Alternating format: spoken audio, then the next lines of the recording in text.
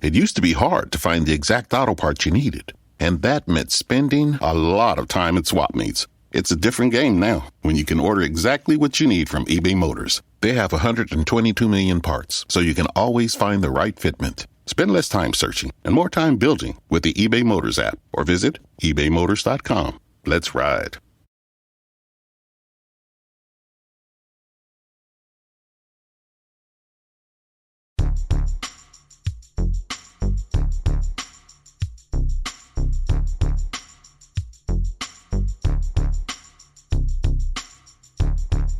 Hello and welcome to the Sports Ethos DFS Today podcast. I am your host, Mike and Haaris, joined by Haaris here for this wonderful Thursday, December 23rd slate that we have. 11 games. Who knows what it ends up turning into when it's all said and done. Another cancellation as we record this the night before during that Wednesday slate. But Haaris, my friend, how are you?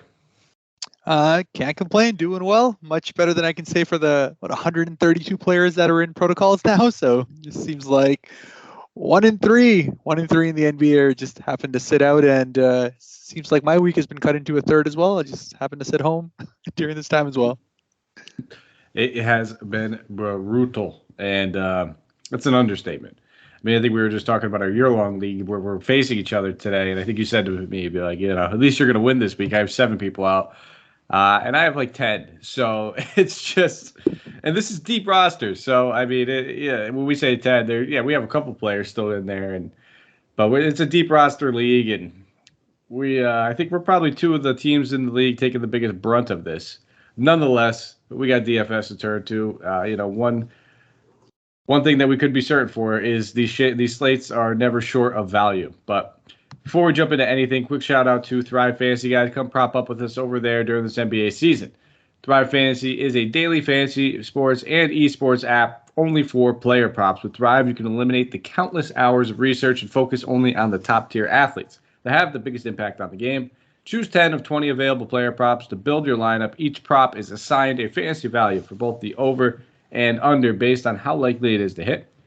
It's simple. Hit the most props, rack up the most points, and win your share of a prize pool. Thrive has over $50,000 in guaranteed prizes weekly for the NBA and has awarded over $6 million so far. So head over there. Use the promo code ETHOS, that's ETHOS, when you sign up. Receive a 100% instant first deposit match on up to $100. You can download Thrive Fantasy in your App Store or Play Store, or visit their website at www.thrivefantasy.com. Sign up, prop today, and use that promo code ETHOS, ETHOS. First game of the night, we have the Houston Rockets on the second half of a back-to-back traveling to Indiana. They are taking on the Pacers. We do not have the injury report for Houston, with it being a second half of a back-to-back for him.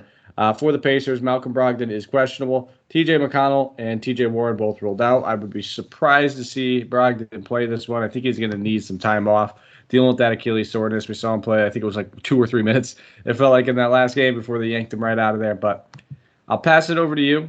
And keep in mind, I think this is probably going to be the theme going forward. We did not have a lot of game lines out. And I say that as this is one of the only ones we do have at a 219 with 8.5 point spread being favored towards Indiana. But we do not have a lot of game lines. We probably won't with everybody getting rolled in and rolled out last minute. But again, I will pass it your way looking at this Houston team. Yeah, and I think as the theme will be throughout the night, there's 11 games over here, and you always have to end up picking and choosing your poison. And out of all the games that are out there, it's probably one where I wouldn't expect myself to have too much exposure. On the Houston side, you're seeing Armani Brooks get the start in the last game as well, and he's been pretty consistent into that 30 minutes range. At 4,600, that's a pretty decent value spot for him to be able to continue. I'll probably have to see what he's doing tonight, but he seemed to be doing all right early on in the game. But in general, just that point guard, shooting guard eligibility, he's getting the usage. He's going to be going up against a beleaguered Indiana backcourt and getting the opportunities to be able to hit as many shots as he would get his hands on. So he's probably the main guy. I'm also looking at a little bit of KJ Martin as well, just as a bit of a pivot. Again, just from a usage standpoint and that power forward eligibility. Staying away from Christian Wood, it's just the price tag is probably pretty fair for where he's at, and Sengun's just not getting enough minutes, so I can't go with him tonight. So with the Houston, the 2 value plays, and I think you'll start to see a lot of that with the guys I wish to spend up with, and just fix them with some of the values at the other end. Not much more needs to be said. I completely agree with you. Probably won't end up with anybody on Houston. On the Indiana side of the ball, I think if Brogdon sits, we can start to look at, Duarte at 5K. It's a comfortable price tag, up-pace matchup for them. Little no defense being played by Houston nowadays, so I think Duarte. LeVert is priced appropriately for the situation. Otherwise, I'd have a little bit more interest in him. But he's definitely a rock-solid GPP play, but we've seen a lower floor from him on occasion, so I don't think I trust him in cash. Those are the two main guys I'm looking at. Yeah, I think you pretty much hit the nail on the head. And with Brogdon out, I may also have a little bit more interest in O'Shea Brissett, just because they end up playing him in a number of these different lineups as they go smaller. Got the mid 20 minutes mark in the last game against Miami, which was a blowout per se, but he is finding himself in more of those kind of main lineups for there. I like his price tag to be able to hit that. Got 26.5 in that one. So again, as a pivot from everything else, a good value play. He's a look in for me. All right, we'll keep it moving. Another 7 p.m. Eastern Standard Time game. New Orleans Pelicans traveling to Orlando. Orlando on the second half of the back-to-back as well. For the injury report, nothing for Orlando back-to-back, but for the Pelicans, Zion, Jonas, Dede, Kira Lewis Jr., Jared Harper are all ruled out. We do not have a game line for this one just yet. I will pass it over to you. Talk about these Pelicans and who we can take advantage of with Jonas out. Yeah, absolutely. And it leaves them with a lot of interesting situations and how they're going to have to essentially go either bigger with Hernan Gomez starting, which is what I'm thinking they're going to end up doing. But he's just one of those guys that never really gets into a situation where he plays more than 20 to 25 minutes. But as far as his price tag is concerned, that's a rock solid play to be able to get him. His upside is definitely going to be around that 30 DK points. So getting him at 3,800 is a great spot to be able to do that. And he's going to split some minutes with Jackson Hayes as well, which could be an interesting pivot where, deciding on where they end up going. Jackson Hayes is one of those guys who's just pure energy all the time. So he probably doesn't need anything more than, say, 18 to 20 minutes to be able to hit it. But again, if you're looking for the bargain side, that's where you're going at. On the other end, though, where I do think there is rock solid floor and some pretty decent upside is with Josh Hart, who's been coming in absolutely hot over his last two games. 40.75 in that one, in the previous one against Portland, 43 against Milwaukee the game before, and he's just playing every single minute for this Pelicans lineup. He's been, in my opinion, their most important player defensively, and just being able to kind of mix with all the other lineups that are there. His price tag still hasn't really risen to be able to match the fact that he is just so much more involved. But at 6,200, he's probably one of my favorite kind of mid-tier guys, and with the upside to probably drop 40 in a matchup like this. Not much more needs to be said. You're killing it. I think Hart, excellent, nice mid-tier little play. I think looking at, I would definitely lean more towards Hernan Gomez than I would Jackson Hayes. Just because he's a great point per minute producer. You said it yourself. We've seen 35 DK point games out of him in 20 minutes. Bump it up a little bit. That's, we don't need him to play 30 or 35, but if he could play anywhere in those mid-20s, 26 minutes would be a sweet spot that I would be perfectly comfortable with paying that price tag. A lot of games, a lot of center value. He'll probably be pretty chalky nonetheless, but I still think he's a great option. On the Orlando side of the ball, I'm just going to keep leading into the guys I've been playing. It's that simple. Robin Lopez, 4,500. Dude continues to crush every single night. I think he almost put up another 40 DK points tonight, around that 37 mark. Chuma Okeke at 5,100. Dude's just been racking up steals left and right. I didn't see what he finished, but I saw he had another 6-steal game with time left on the clock tonight. So I think those are the two main guys I'll be looking at. Franz at 7,400, I think we'll have better mid-tier plays to look at, but he's always certainly an option, knowing his consistent role, how consistent he's been all season. So those are the three guys I'll keep in my player pool, but I'm mostly going to be looking at Okeke and Lopez. Yep, fair enough. And I think apart from those three, I'll also throw Gary Harris in there, just purely from the fact that he's been getting the shot attempts as required, plus he's been at the mid to high 30 minutes. We've seen what he's done in past years in situations where he gets a little bit more usage. He's always been one of those under-the-radar guards who can do a little bit more. He's had back-to-back 34-plus DK point games as well. So just having that small forward eligibility at that price tag makes him interesting for me. And the other three, you've already hit the nail on the head. It's gifting season. No one returns alcohol. So this year, get everyone on your list the gift of beer, wine, and spirits delivered with Drizzly in under 60 minutes.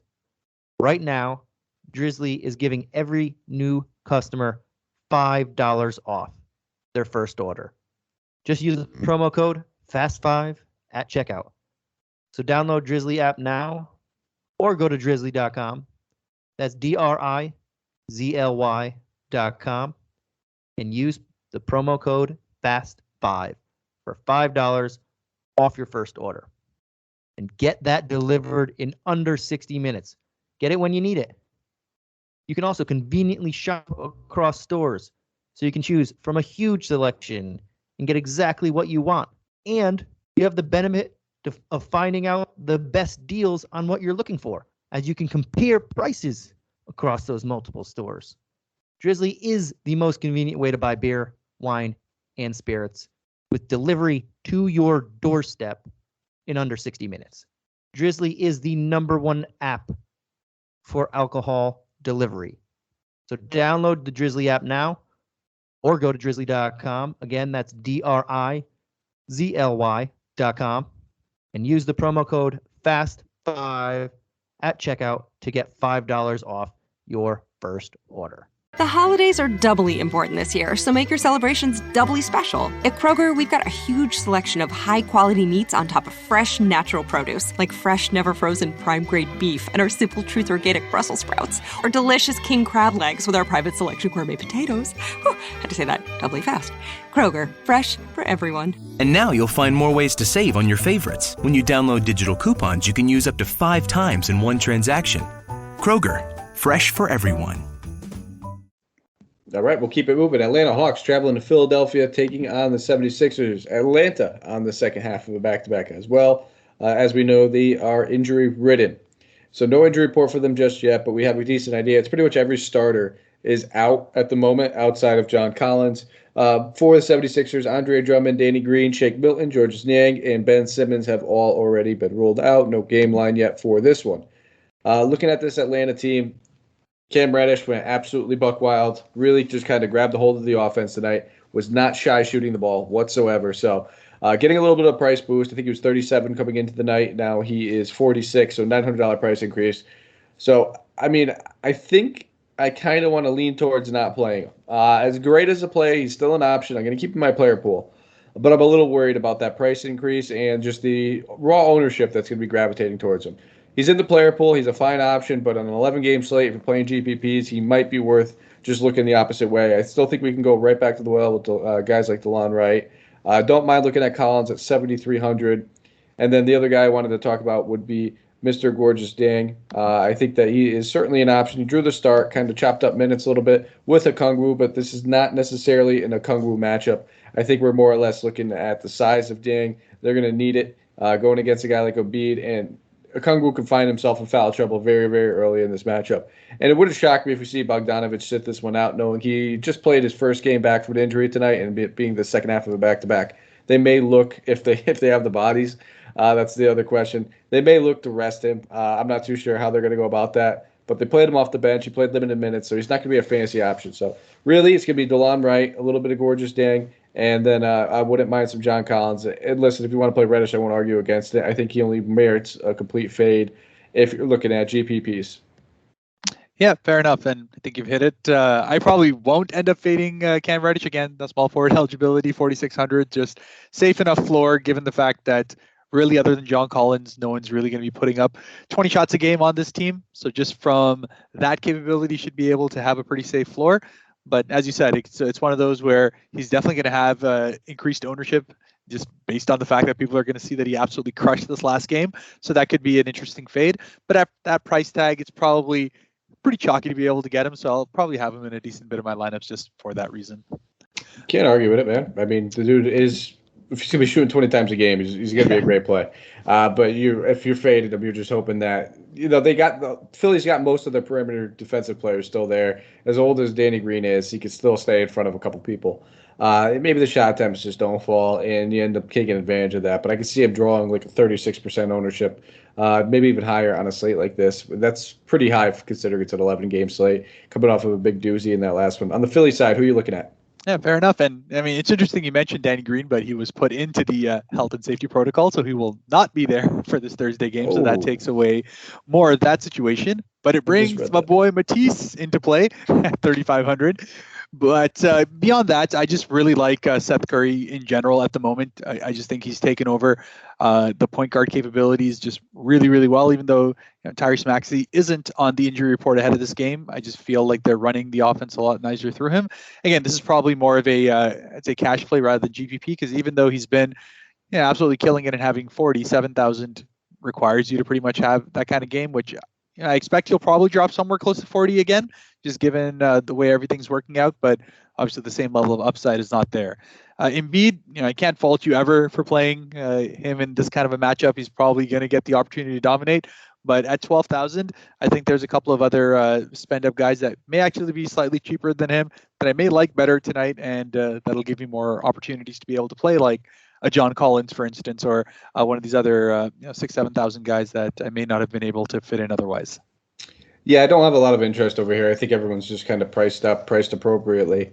I don't really want to spend the $7K on Curry with Maxey back in there. And now they are also expected to have Tyler Johnson available. Not like he's really going to eat into their minutes, but it's another ball handler that they have available. So I just don't see Seth Curry playing on ball as much in this game, knowing that they have a few more options. But nonetheless, it's a fantastic matchup, so I won't argue with anybody that wants to look at Atlanta. This one actually could get out of hand, knowing Atlanta's on that second half of a back-to-back as well. They lost 7 straight games. It's very well, it should be the 8th.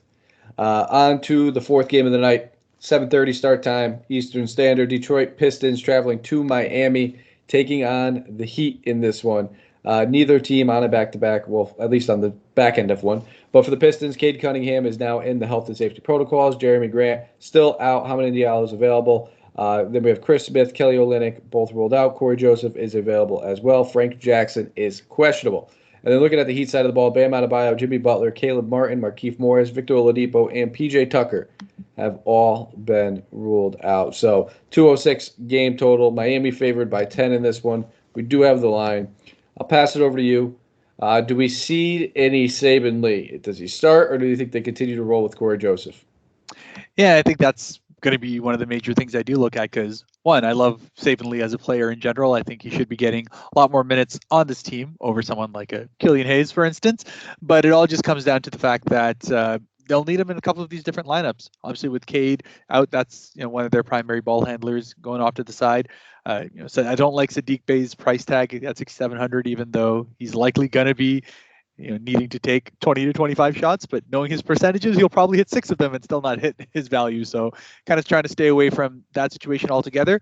But between Saben Lee, Diallo, and even Killian Hayes, I think those 3 have a great opportunity to be able to hit some pretty decent value on here. I'm thinking like 6x plus, especially Diallo, who probably will have, I'd say, the least ownership out of the 3. People seem to like playing Killian Hayes here and there. But Diallo, again, small forward, 4,400. There's going to be a number of these guys that you can potentially play, but I see him having the second most shots on this team. I think that gives him a great floor to be able to work with. He's had 23 plus in his last 2 games, and I mean that pretty much gets him at his price tag anyways. And you have the upside for him to be able to get into the low to mid 30s if he can get a shot going. I am most certainly not one of those guys that likes to play Killian Hayes. Yeah, I'm going to have to wait and see what the starting lineup looks like. I mean, if I see Saben Lee starts, I'd have interest. I think he's still a decent option coming off the bench, but he's a little bit priced up to be, really warranted a ton of ownership at, coming off the bench, probably playing 24 minutes. And then I think, Diallo is probably the really only main guy that I do have any interest in.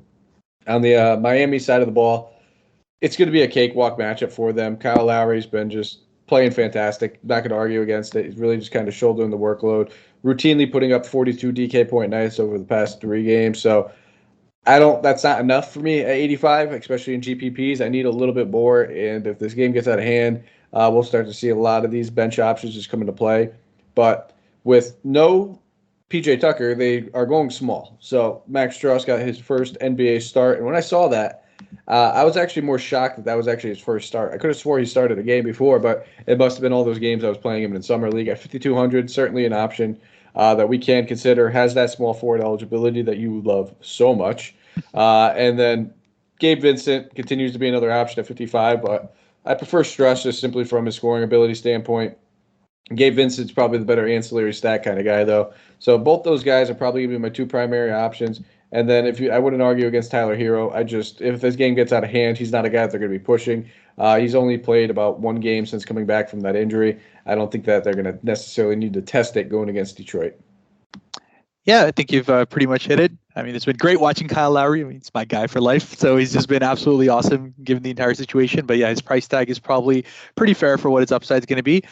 I do agree that this is likely a matchup in which Miami will walk over him. And that's why I'm actually considering a little bit of a Omar Yurtseven, however it's going to be. But you can't be the guy asking me how to pronounce names, especially for four. I mean, I actually gave you a nice shout out on last night's boss when I said Wananabe. I finally got it now. So it took me like 3 or 4 times to practice it, but I had to give you your cred. Yeah, I appreciate that. But yeah, it's with we'll just go with Omer Y. Omer Y will have his opportunities to be able to get into that low 20s as far as his minutes are concerned. And again, at 4,200, probably a little bit on the high side, but it's just one of those pivots that if the game does get out of hand, I expect him to see more minutes, just given the fact that Detroit will probably have to force Isaiah Stewart to be able to come out there. So it's just one of those things where they'll likely throw a body out to be able to match it as they go at least a little bit to be able to get onto that side. But beyond that, Gabe Vincent, Strauss is probably my major guy as well. At 5,200, I probably would rather play Diallo or even Reddish? Okiki. No, Okiki was what I was thinking at 5,100, around that same positional eligibility. But yeah, Reddish, of course. All those guys in that range are probably preferred. But again, you're looking for a pivot sometimes to get ahead of the game, ahead of the rest of the lineups. You may be looking into Max Strauss. All right, and that is it. We'll move on to the next game, 7:30 Eastern Standard Time game. Washington Wizards traveling to New York, taking on the Knicks. Unfortunate news, Derrick Rose had to go underneath the knife. Ankle surgery, expected to miss the next 8 weeks, so he is ruled out along with Emmanuel Quickley, Nerlens Noel, Miles McBride, Kevin Knox, RJ Barrett, Quentin Grimes. Very thin at the guard position. And for the Wizards, Kentavious Caldwell-Pope, Thomas Bryant, both ruled out. Rui Hachimura is questionable. Everybody else that we need to mention is in the G League, I guess, Cassius Stanley, who has really no effect on this rotation regardless. Maybe he does once people start to go on the COVID list, but for now he has no mention. So I'll pass it over to you. The Washington Wizards, what are your options? Yeah, now I'll be honest, I don't have a lot of interest as far as the Washington Wizards lineup is concerned. They're all pretty fairly priced. The only one that I may have just from a value standpoint is Denny Avdia. As you know, the coaches have come out and straight up said that they want to keep him on the floor as long as possible. It's just one of those things where he's fitting in a lot of different lineups for them. He's just a lanky guy who's able to stand in front of a lot of positions. He can guard 1 through 4, so he's getting up to that 30-minute mark here. And as long as he's staying in that low 4,000s, high 3,000s, which is what he's been about. 3 games straight, he's had 25 plus DK points, which is a great floor to be able to have. And he's been shooting pretty well in that time. I don't necessarily expect him to keep up 80% efficiency, but I also don't expect him to only have 5 field goal attempts, 6 field goal attempts, probably closer to that 10 that he got against Sacramento on a more regular night. So on a matchup like this, they keep being very, very thin as far as outside shooting is concerned if Beal isn't going hot. So you might be seeing Avdia get a little bit more in there. Beyond that, not too interested. I think there's better options at all those price points. All right. I'm kind of right there with you. I think Denny's the only option, but I don't think he necessarily has the upside that we'll need for GPPs, but he remains a nice, comfortable cash play. If you land on him, I wouldn't mind that. On the Knicks side of the ball, I keep it very, very simple here. I'm just looking at the backcourt. Kemba Walker should continue to start, especially with Quickley and Rose out. He's playing heavy minutes, 40 minutes in that last game. 37 the game prior, 20 shot attempts in each of those, at least 40 DK points. He's going to be extremely chalky at that point guard position, but he's still a fantastic play. And then maybe even a little Evan Fournier as he has to continue playing big minutes as well, and 24 shot attempts in each of the last 2 games. I think those are 2 options that I would consider, and probably the only 2 options I consider. Yep, I don't think anything else needs to be said. Those are the only 2 I had lined up as well. Perfect. We are motoring, my man. We are motoring. And 20 minutes in, we're on the 6th game. Milwaukee Bucks traveling to Dallas, taking on what is left of my Mavericks. Luka Doncic now in the health and safety protocols because he decided to sit on the bench. Great job. Tim Hardaway Jr., Maxi Kleber, Luka, Josh Green, Willie Cauley-Stein, Trey Burke, Reggie Bullock, all ruled out. And then the Bucks on the second half of the back-to-back, so we do not have a game line for this or an injury report for that team. I will pass it over to you. with this Milwaukee team. We've been riding some of these guys. Can we continue doing it? Yeah, and in general, you're just going to be seeing the main usage going to Drew, and I can never fault you for playing him at that low 8,000. That's a pretty comfortable play anytime he's able to continue getting the usage that he is now. Even with Middleton back, that's just kind of actually helped a little bit because it takes a bit of that pressure off from Drew not getting doubled up as much as possible.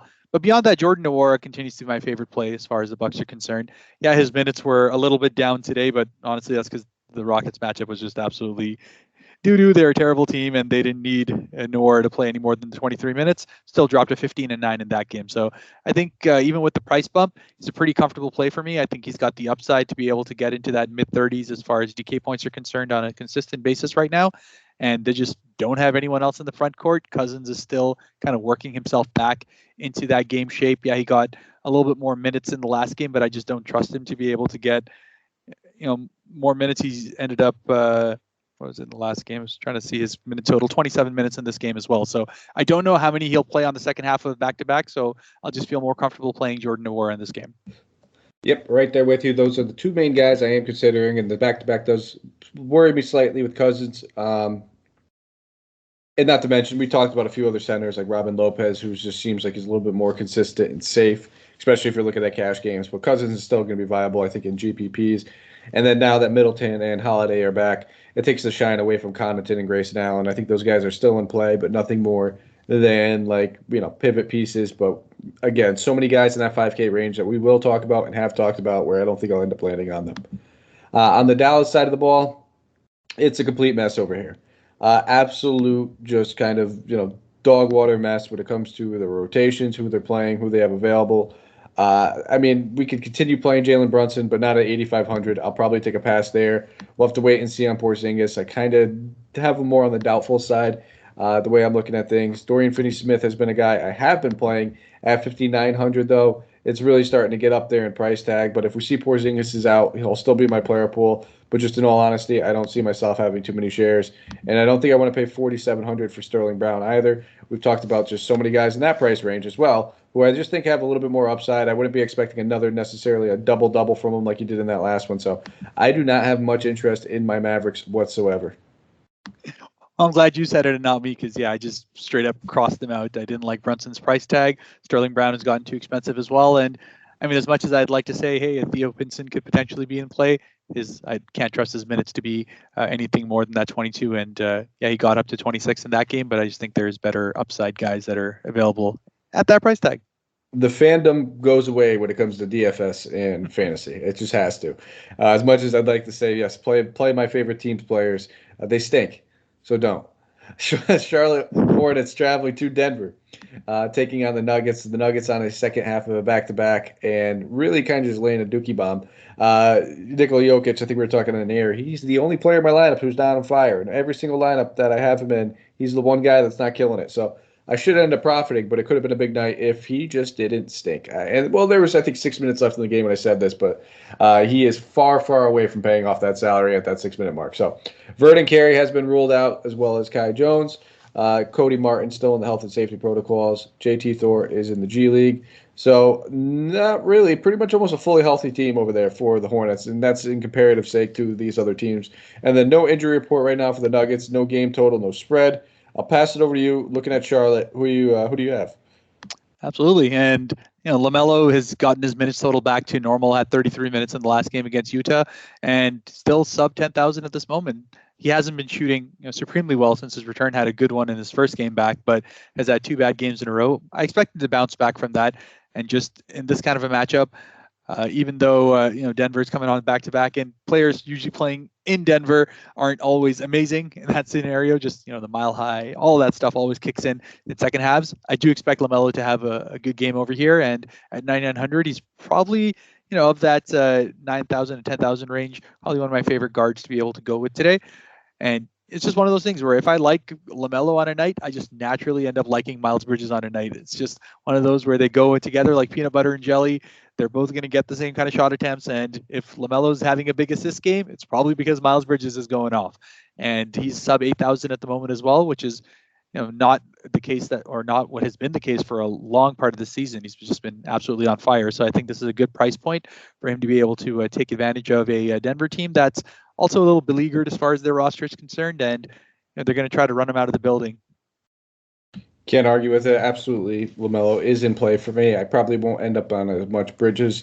Just don't want to just overwhelm myself with this game. And once you spend that much money on those two players, all of a sudden there's little salary left and a lot of other options that we've already talked about and still will with 4 games left after this one. But I do think I will have some fair shares of LaMelo.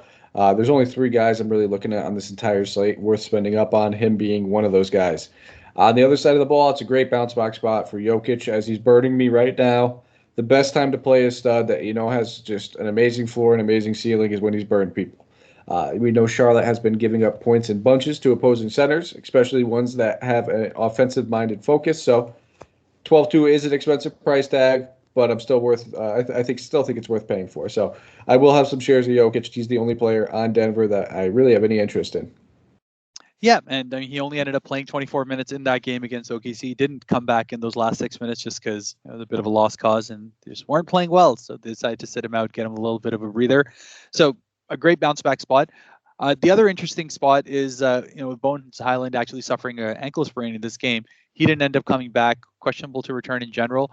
So that brings Campazzo into play, just purely from the fact that he ended up closing out the game. He ended up with about that mid to high 20 minutes, 26 minutes actually. So it's just one of those things where, if he gets a decent amount of minutes, decent amounts of usage, he just happens to end up being a guy that you land on. You'll probably find that he'll be able to hit his value, should get somewhere into the mid 25, somewhere close to 30 DK points, all things considered. So he's my other guy in the player pool for me. All right. We'll keep it moving. 9 p.m. Eastern Standard Time game. Minnesota Timberwolves traveling to Utah, taking on the Jazz. For Minnesota, Patrick Beverley, Anthony Edwards, Josh Okogie, Taurean Prince, all rolled out. Jalen Noel and Naz Reid are questionable, and I forgot to mention Jared Vanderbilt. He is ruled out as well. And Utah, fully healthy. One of the few teams that is missing no one, really, that is importance, I guess, for the rotation. We'll start off with Minnesota here. It's not the best spot on paper for them. It's not the best matchup. Not playing Karl Anthony Towns going against Gobert. D'Angelo Russell is a fair price tag. I think he makes for a warranted GPP pivot, but again, it would be, if I'm playing a 20-entry max, it might be 1 lineup, 2 lineups I have, and I don't have that much confidence or faith in him. So, I was looking at Noel as a value play. He ended up getting hurt in that game. I believe it was a twisted ankle. So I'll probably just have some shares of Malik Beasley at 51. But overall, I just don't have the confidence in this Minnesota team. Yeah, fair enough. I think the other spot that's of interest to me is Jaden McDaniels, just purely because of everyone that's been out. He's just been forced to play the kind of minutes he had. He had 39 minutes in the last game against Dallas, where he put up a 29.5 DK points. Again, continues to be in that lowish enough price range that there's enough upside for him to be able to pay that off pretty well. Should be able to get somewhere close to that 30 once again. And against Utah, it's just one of those matchups where I usually don't like going too many guys, but as a pivot, I think McDaniels is in play, and you already spoke about Malik Beasley. He's going to probably take somewhere close to 18 to 20 shots, just given the fact that they'll need him out on the perimeter. So he's definitely in play for his price tag as well. On the Utah side, I was laughing earlier because of all the teams that could potentially be completely healthy. It's the team that started it all that just happens to have nobody sitting out there. But the downside is, because of that, they're all very fairly priced. Rudy Gobert at 9,700, Mitchell at 95, really a little too expensive for what I'm looking to have today. And just the rest of the guys don't get enough usage and consistency for me to really, really like them. Royce O'Neal is one of those guys that I always just kind of have in my player pool because he's just one of those dudes that, rock solid floor. I play him more in cash games than GPP, but he just always happens to have one of those games where he can get himself into that low to mid 30s if he can get a couple of those threes going for himself. So at his price tag, I think that's an interesting spot to just have him. But beyond that, I think I'm just skipping most of these Utah guys. Yep, I am all set, not playing any of them. Just don't like the price tags. I think there's better guys available at different, spots and different positions, different price tags all around. So we'll not have any Utah. And honestly, we're getting to the next game, but I think I might just skip this one as well. OKC traveling to Phoenix, 9 p.m. Eastern Standard Time game.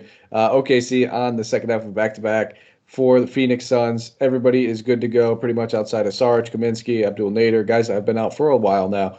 Another team fully healthy, just absolutely cruising this season, looking fantastic.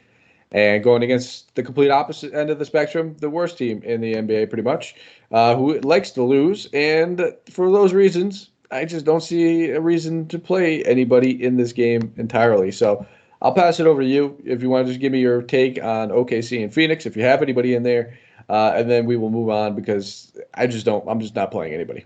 Yeah, fair enough. On the OKC side, I always keep Gilgeous-Alexander in my player pool, especially because he's just one of those guys who likes to have good games against good matchups. It's like, yeah, the rest of my team sucks, but at least I want to prove that I can hang with the big boys at all times. Had a monster triple-double tonight against Denver. We just absolutely showed up against them, 27, 11, and 12. So at 8,700, the upside is there with him. He can have a 50-point night on any given night as long as the game is kept at least somewhat close. Obviously, on a back-to-back, you start to worry a little bit about that. But on the other hand, Darius Baisley as well at 4,300. I feel like he has a rock-solid floor. He's been playing somewhere close to that 30 minutes each game out there, and he gets enough rebounds to kind of hang with the fact that even though he isn't a very good shooter, he's just able to keep chucking him up and get something up there. But again, more of a pivot rather than main interest, and I'm absolutely not interested in anyone in Phoenix, even though I'd love that 4,000 roulette that we've spoken about so many times. I just think there's just better options today, and I just don't like their price tags for the main guys. All right. Ready to move on to the next one? Yep. Memphis Grizzlies traveling to Golden State, taking on the Warriors. This is a 10 p.m. Eastern Standard Time game. Andre Iguodala, Damian Lee, Jordan Poole, Klay Thompson, Andrew Wiggins, and James Wiseman have all been ruled out. And then we have Brandon Clark, Sam Merrill, Zyra Williams all ruled out, while John Carnchar and Tyus Jones are both questionable. Got to keep an eye on the injury news for them, I guess. Probably not. But then looking at the game total, we do not have it. For a second, I thought this is one that we'd actually have, but we don't. So looking at this Memphis team to start, Ja Morant is back in this lineup. He's at a fair price tag of $8,600, which is actually pretty cheap for Ja with how well he was playing in the beginning half of the season. He's only played 28 minutes in his first game back. We should probably see him over that 30-minute threshold because he came out of that game just fine. At 8,600, he absolutely warrants a look. If I'm not playing, a LaMelo or a nice high price point guard, I mean, just looking at some of the guys that are in that realm around that price tag, he's probably one of the better options. I think I prefer him. You mentioned Shea. I prefer him over Shea, Booker, Brunson. I prefer him over Kyle Lowry. Maybe not as much in cash. You'd probably prefer Kyle Lowry in cash, but for my tournaments, and even Drew Holiday. So I don't know where I'm going to end up falling on him, but I definitely have some interest in him because if this game stays close, which I think it has the makings to, I definitely think that Ja Morant at 8,600 should really go off in this game if he plays 30-plus minutes. But with him back, it takes the shine and the luster away from a lot of these other guys like Desmond Bane, D'Anthony Melton, a lot of these guys that we were cashing in on, including even Dylan Brooks. Still got his shot attempts up in that last one. Took 23 shots, but not hitting him at an elite clip. 6,800. I'll probably end up taking a pass. That's probably it. It's really just going to be Ja Morant for me. Yeah, and funny you mentioned Ja Morant, that you're finally going to not take one on the chin with him, have him in your player pool. That's nice to hear. Against Golden State, it's just one of those matchups where, it's just become a thing now. Like, Ja just loves playing against the Warriors. Dropped 52.8 in the first game against them too. And obviously, if we go back to the play-in tournament of last time, it was just, Ja who ended up taking him out. And I just feel like they both marked this matchup for each other to be able to go. So even though Ja's coming just on his second game back, I think at 8,600, there's more than enough upside for him to have a really, really good game in this one as well. You mentioned all those 8,000 guys. I'll be honest, I think Drew is probably the only one, if I was to have a gun to my head and decide, that I would pick over Ja. But I think I'll have a decent amount of exposure to Ja Morant in this game. And I still continue to like Desmond Bane for his price tag.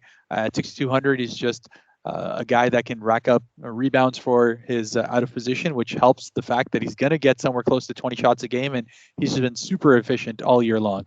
He had a great game the first time around against the Warriors as well, and he's been absolutely killing it away from home, especially. He's actually shooting 49% from three away from home compared to 34 at home. So it's just one of those things where I like the situation. I think this will be a close game, just as you mentioned. And I think if that's going to happen, it'll be because alongside Ja Morant, it'll be Desmond Bane doing really well. And I am avoiding Jaren Jackson in this matchup. Oh, there it is. There you go. I had to throw that out there. Avoiding Jaren Jackson in this matchup. I think at that price tag just for today, I think there's a couple of other forward options. I'll probably end up playing someone like a Josh Hart in that forward slot instead of a Jaren Jackson for this game, just for 6,200. Well, there we have it. Me and Harris can check ourselves into the health and safety protocols because I'm playing John Morant and he's not playing Jaren Jackson. So switching it up a little bit. On the Golden State side of the ball, Steph Curry, not going to tell you not to play him. I think I prefer two other studs on this slate at similar price tags, a little bit more. But he went off against his team earlier in the season for 60 DK points almost. I think it was 59.8. So absolutely in play. Don't get me wrong. I just prefer to spend down on either LaMelo or John Morant or some of these value options that we've talked about, just based on my lineup construction at the moment. Things could change, news breaks, but as of right now, I will probably be on the lower half of Steph Curry ownership. And that's probably one of the only guys on this team I will really consider. We should see that, the wing position with now Damian Lee likely ruled out as well, that who knows? He's been one of the guys that's been drawing starts. They're not going to have Iguodala, so this could be a decent Otto Porter spot at 4,800. You could consider him as well. But again, it's another forward to throw into that. We're always talking about the small forward depth, man. I think we have too much of it at this point because he's right in the thick of things with all those other guys that we spoke about already. And I just don't know where he stacks up. I think he makes for a pivot off of them because he definitely is going to have the upside. He should see the minutes in this one. But at the end of the day, there's probably other guys that you feel a little bit more comfortable about. Yeah, agreed completely. I think when I think about the guys that I want to throw out there, it all just comes down to usage shot attempts for me. Otto Porter is kind of there as a defensive anchor in many ways. He got 4 blocks in the last game as well. He offers a lot of that help defense going into the paint, and they're using him for a lot more of that rather than purely having the ability to shoot the ball. So he's going to be there in the corner, and then when gravity comes in on Draymond and Steph Curry, they kick out to him. So it's just not my most preferred play, and at 4,800, it's probably just a little too high for my liking. If he was still sitting at that 3,700 last game, I probably would be a lot more interested in him. But less than Steph Curry, I'm definitely more interested in Draymond, just given the fact that with everything else out there, with no Wiggins especially, which takes some of that usage out of his hands and back into Draymond. Draymond's probably looking into triple-double category and had that last game, 55.25. Anytime he's below 8,000 in those kind of scenarios, I really like to play him. And that power forward / center eligibility, I can throw him into my forwards.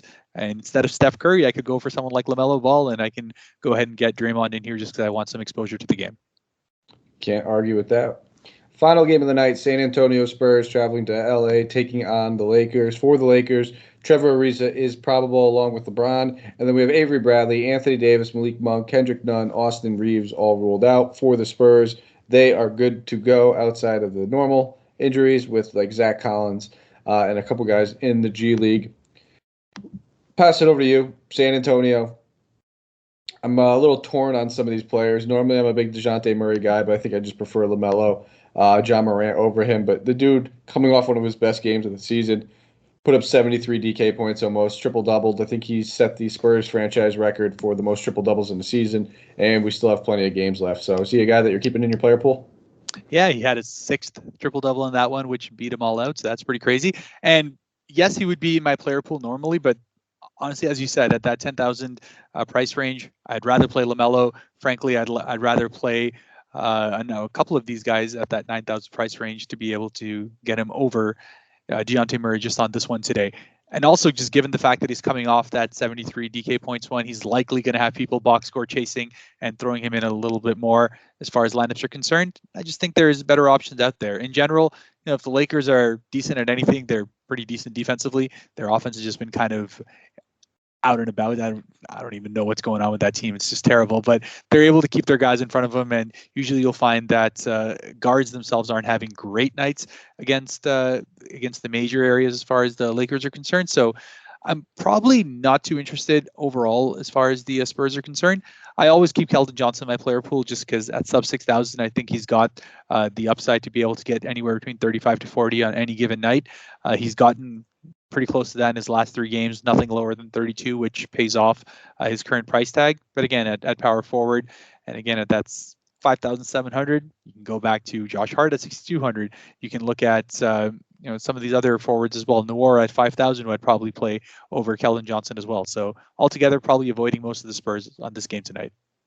On the Lakers side of the ball, it's very simple. It's probably just going to be LeBron James for me. 11-3, the way that the Lakers have just been getting toyed around with, eventually he's just going to continue to go full takeover mode. The shot attempts were kind of down early in the season, but now we're starting to see him hit 19, 20 shot attempts. It feels like on pretty much a regular basis. He's hitting them at an elite clip over the past 2 games. He's taken less three-pointers, which I think is very good for his game just because he's not that good at them.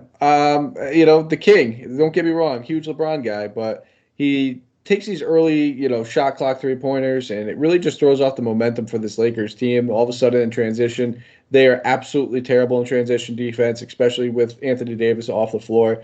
Put up 50 DK points in that last game with very unlike LeBron ancillary stats. So I have no problem going back. I think this is a great matchup for him.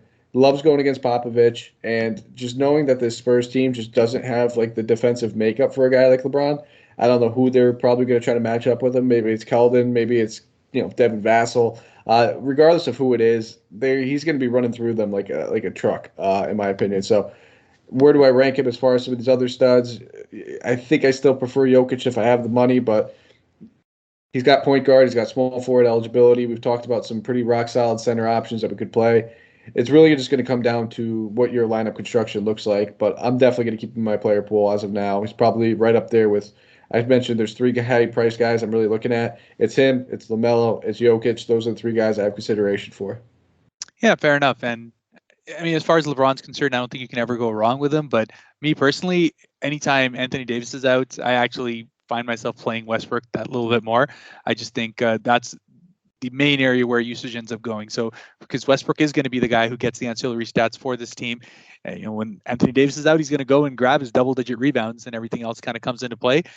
For him, as far as I'm concerned, it's all about whether his shots are going for him, and he's coming in hot. He's had over 50% in 2 of his last 3 games, and just in general has been looking a lot better with his shot selection and comfort in general. I think some of the worries about these internal talks of trading Westbrook, all of that has got him taking it a little bit personally. So I expect him to have a big game. He also loves going up against Popovich. Some of his big career games have been against the San Antonio Spurs. And early in the 2 games this year as well, he's dropped 53 DK points on average. So I think out of the 2, I probably like Westbrook a little bit more than LeBron. I know people will probably go the other way, but at 9,900, I'd probably end up playing LaMelo over Westbrook as well. So it's really between those 2 as far as I'm concerned. And maybe a little bit of Taylor Horton-Tucker just as a pivot. Again, 5,200 is definitely a higher price. But again, he got 1 of 13 in his last game as far as shots are concerned, right? So it's obviously a bounce back spot for him. He's going to get the minutes. He's going to get his double-digit shot attempts.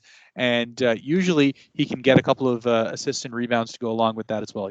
Averages around 4 and 4 on those sides of things. So as long as his shot's not completely on the crapper, I think he'll be a pretty good pivot from everything else if you want a little bit of exposure in the game.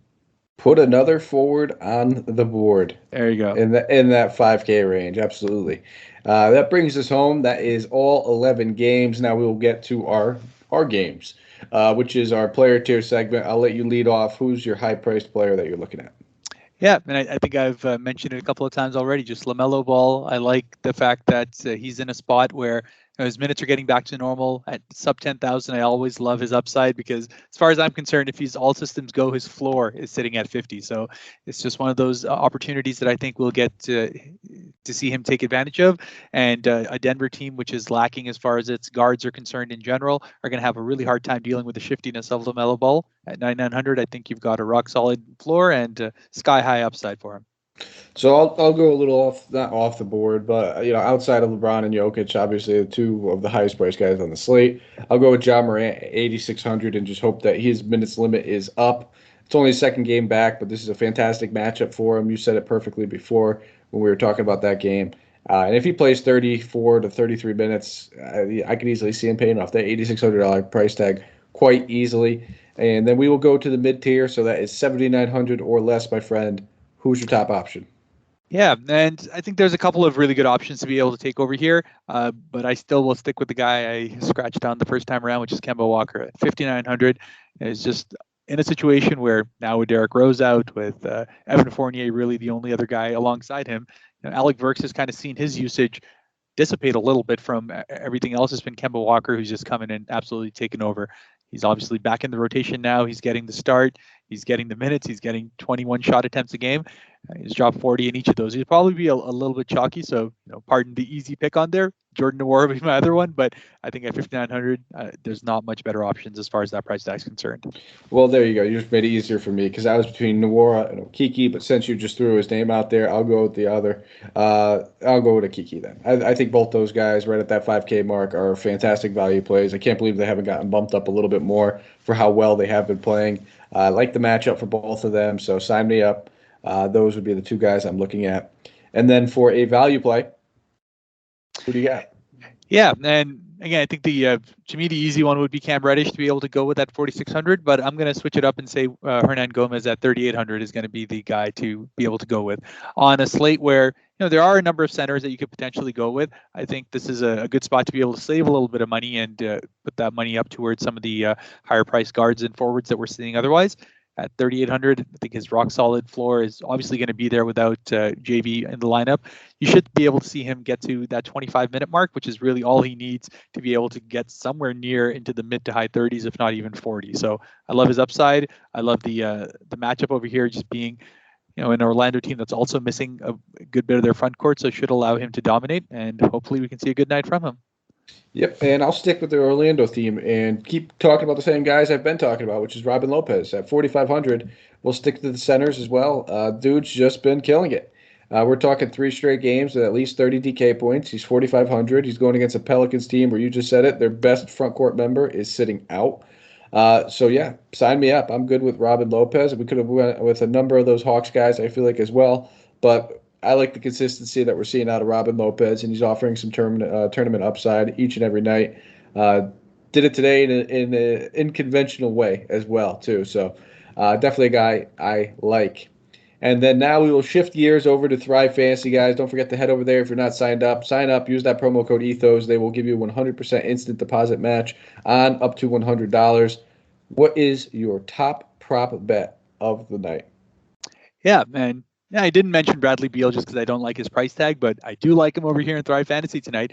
35.5 total for points, rebounds, and assists gets you a cool 105. I think he'll be able to beat that pretty comfortably, just given the fact that the rest of the lineup really needs him to be able to handle that ball and get those shots up. And he's playing at the Garden, so that just gets the Stars to shoot that a little bit more. So it's a good spot there. Yeah, no, can't go wrong with that whatsoever. I think the guy that I will look at, I'm going to stay on brand here. John Morant, 21.5 total points. I'll take the over on that going against Golden State. I mean, if he's going to play 30-plus minutes, he'll probably easily have close to 20 shot attempts, get to the free throw line. He only needs to knock down about that at a 45% clip if he gets to the free throw line at least 3 to 5 times. So I will take the over on it. It's a clean 110 points.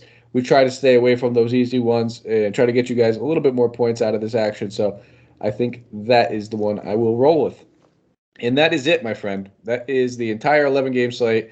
And we say it every time as a joke, but by the time you guys actually hear this, who knows what remains relevant and what changes. Just follow the news, get in the Discord, do what you guys have to do to make sure that you are on top of it. If you can't be on top of it when lineups are locking and slates are locking, you might just want to temper expectations, lower your volume of play because it's a wild world in the NBA. Follow us on Twitter. You can find me at Mike Apotria, MikeApotria. Harris, let them know where the hot takes and the spicy ones come from. There you go. It's a wild world out there, so you want to have a spot where you can go to feel a little bit safe, a spot where you can go to vent it out, and you can always do it with me in my DMs, in my messages at HAK_devil. Always a good spot to be able to talk about all things NBA. I love my Top Shot. I love my lineups in general. So just a lot of stuff that I'll have out there, and you're always welcome to engage with it. I get a couple of guys messaging me on the daily, so it's been a good time. Absolutely. And again, give us a thumbs up, 5-star rate and review wherever you are listening to this. Subscribe, YouTube, Stitcher, Spotify, iHeartRadio, Apple, you name it, it is there. We greatly appreciate it, guys. We see them come through here and there. You hear me say it all the time. Very cliche sounding, I get it, but it really does mean a lot to us. So if you have a quick moment and you haven't done so already, head over there, take you all of a couple minutes. Let us know what you think. If you want us to do different segments, if you want to add stuff in, whatever you think we can do to make your fantasy day and your lineup building a little easier for you, we are open to it. So we will be back tomorrow. Just kidding. We won't, because there is no games on Christmas Eve. So we get a night off from the podcast. It's the only time that we take a night off is if there's no games.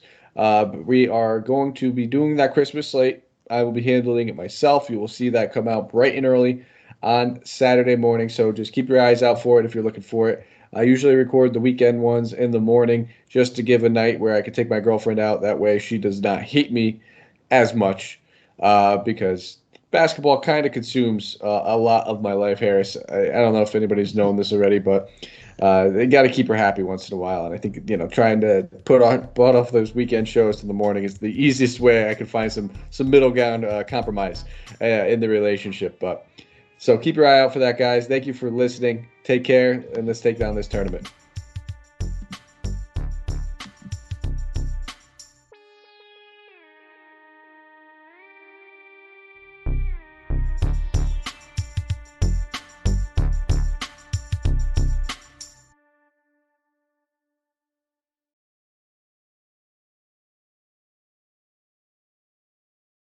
More than 1 in 3 people will face cancer in their lifetime. Unfortunately, fear can stop you from getting your cancer screening, but it won't stop cancer. Early detection can save your life. Don't wait for symptoms to appear to act. Cancer screening is safe, effective, and accessible for everyone, including free or low-cost screening programs. Go to cancerscreeninfo.com right now for free screening resources and recommendations from the American Cancer Society. Don't wait. Early detection can save your life. Go to cancerscreeninfo.com today. Cancerscreeninfo.com. It takes a lot of ingredients to fix or build a car, like cooking, but without the frozen dinner easy way out. eBay Motors has 122 million parts. It's always the right fitment, so you can follow any recipe to a T. Whether it's a vintage Italian coupe that's classic like Grandma's meatballs, or a German luxury car that's as complicated as Oma's rouladen, to cook up something great in the garage, use the eBay Motors app or visit ebaymotors.com. Let's ride.